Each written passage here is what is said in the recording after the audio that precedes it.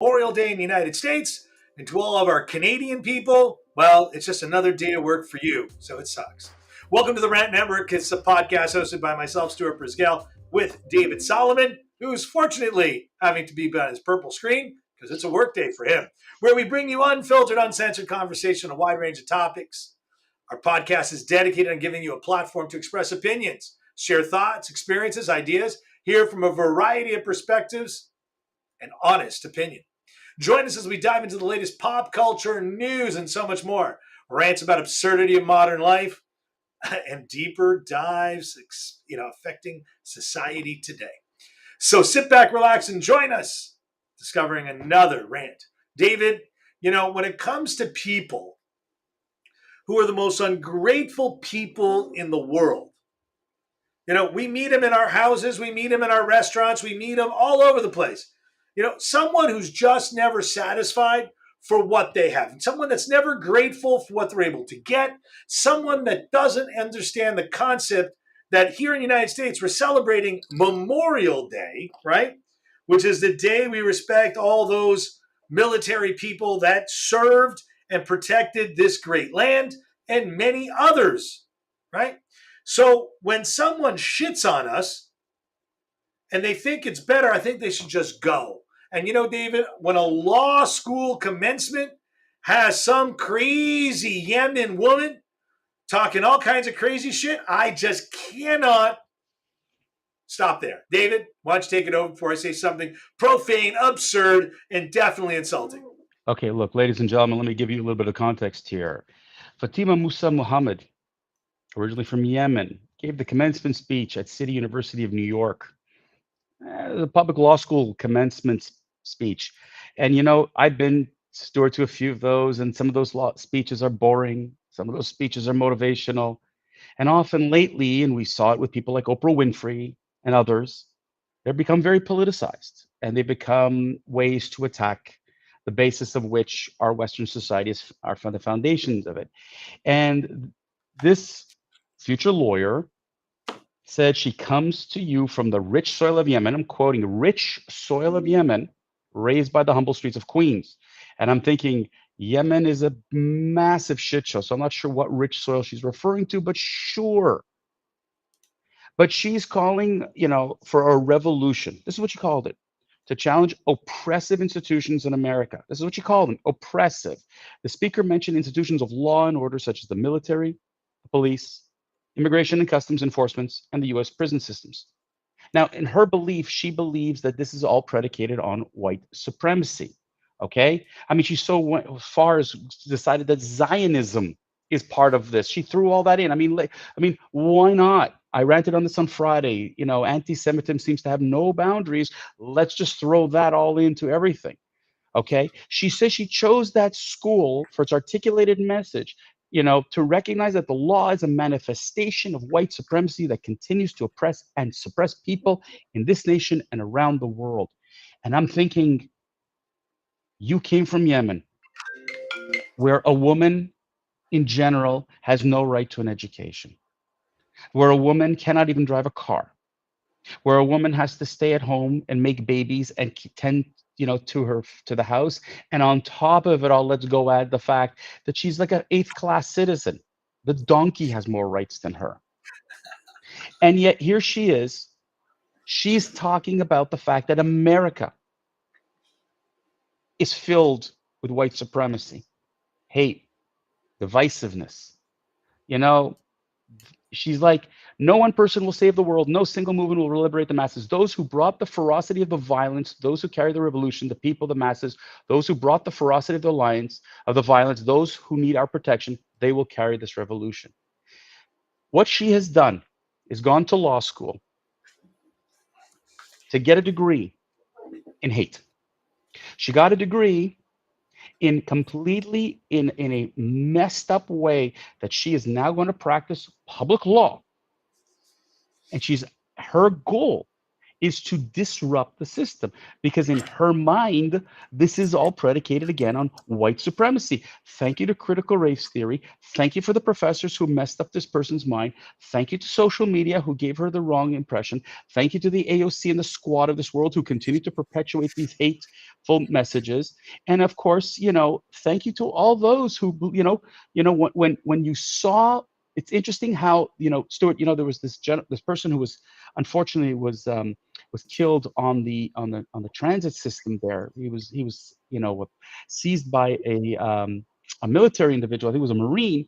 And of course, that was a death, and it's white supremacy. It's a white man killing a black man. It's all these things that were, but it had nothing to do with the fact about the guy was a threat. Nothing that the guy, like, it's all it is perception. The perception is that, America is a terrible place. And to your point, if this lawyer, this individual, is so unhappy with life in the United States and wants to revolutionize, yeah, please go back to Yemen. Bye bye. Go join the. Yeah. David, but and someone like that is going to turn around and say, "Well, that's a racist statement." And Yes, you want to know right. something? Frankly, it's not. My father in the United States got called for a voiture, which is where they get a panel of people to prepare to be the jurors to preside over the most flawless legal system in the planet, right? Where a jury of peers decide your fate. Okay. My father sat there, and there was a woman who had been in this country for 45 years, didn't speak a word of English. And my father got all upset. How does someone come to the greatest country in the world? I'm sorry for all you Canadians. Yes, United States has American beautyism. We're guilty.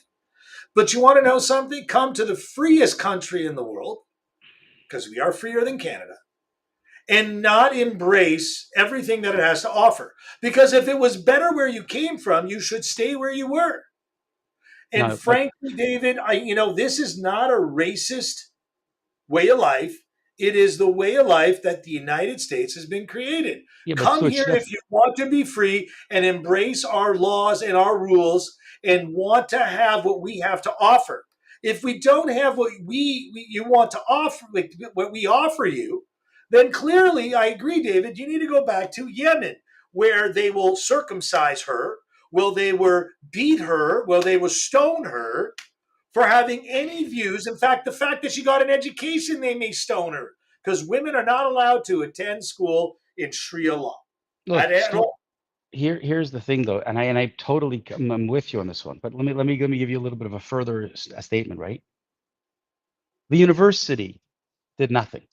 They took it down, and then because of the statements and whatever, they had to put it back on. Because here was the comment: she called for the dismantling of capitalism.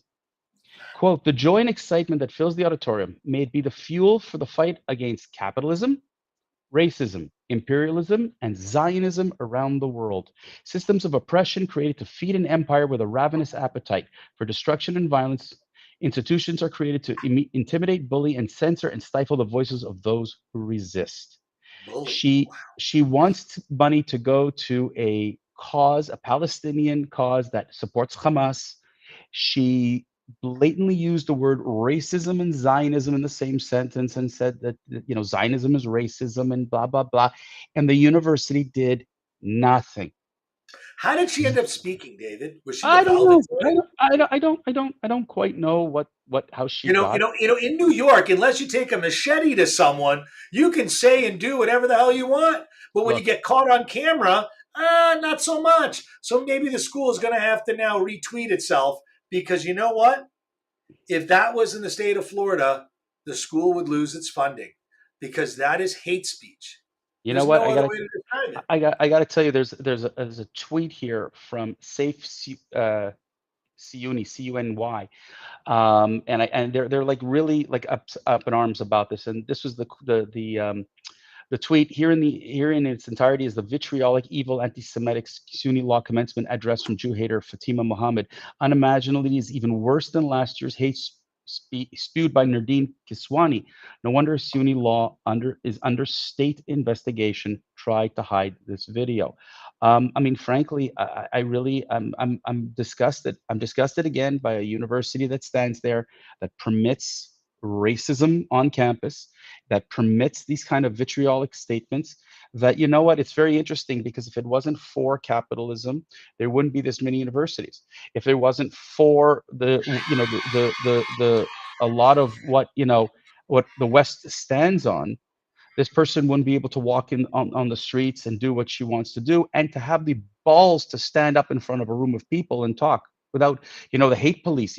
If she was to talk in this kind of way against the state in Yemen, she'd be thrown in jail, flogged, and probably killed, because the state police there doesn't permit, they censor everything.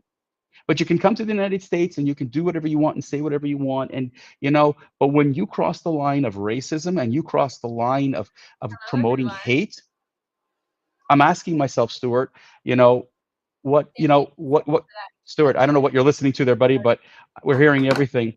But No, no, no. if you, It was her speech that started to auto yeah, I play. just, I just want to tell you something. All I could say is that I don't know what is the credibility of, what is their admissions criteria in that university. But you know what? Well, I'm sorry. it's a state school. It's a state school, and the question is, where is the governor? Does the governor allow this? I No, gotta they're gonna, understand. they're gonna, you know what? They're gonna say it's not for them to interfere and all that kind of stuff. But I got to tell you, the organization she supported, I want you to put this. HLF is the name of it's the Holy Land Freedom Fighters. I believe I got that name right. And she wrote, yeah, the Holy Land Foundation. Pardon me. It's a Texas-based charity that exists to support Hamas. And according to a Department of Justice, in 2009, it found that HLF intentionally hid its financial support of Hamas behind the guise of charitable donations, and provided approximately 12.4 million in support to Hamas and its goal of creating an Islamic Palestinian state by eliminating the state of Israel through violent jihad. So this is what she promotes. She promotes anti-Semitism, racism, and hatred. So if she is willing to go and promote an organization that's willing to destroy Israel through violence, what is she willing to do in the United States? Where is the limit? And to me, to sit there and say freedom of speech, I could say whatever I want. She crossed the line of hate, and hate is not permitted. And if it were permitted, then someone should have gone up there and been able to counter that speech. David, there's just no words to describe the stupidity She of the even dean of she that even school. claims, this is her claim, that American institutions such as jails are murdering black and brown prisoners daily. She called the military and the New York City Police Department fascists. So I'm wondering, at what point does fact matter? She No, stood up and gave a speech. narrative Absolutely. matters. Narrative matters, not the facts. And you know what, David? On Memorial Day, I hope that the New York bar and the federal bar think twice before admitting her to the bar. Ah, And David, if there's any last hope, it is that. Yes, I understand there are crazies in this world that are genial, and there are crazies that are stupid. This woman clearly can get an academic degree at a third rate school. But you want to know something, David? Can she survive? People with hate find a way of surviving, because people that must hate find other peoples that need to find a cause to hate because they're not happy with themselves. They're not happy from where they came. They're just not happy people. They can smile, but they're lying. And their statements clearly show a really awful, dirty person. And yep. you know what, David? I'm not spending any more time on this wasted woman. I think the time should be spent on the school and the stupidity of the school. David, we got to wrap it up. Go ahead, Stuart. You ready for me to wrap it up? Please do. Thanks, all.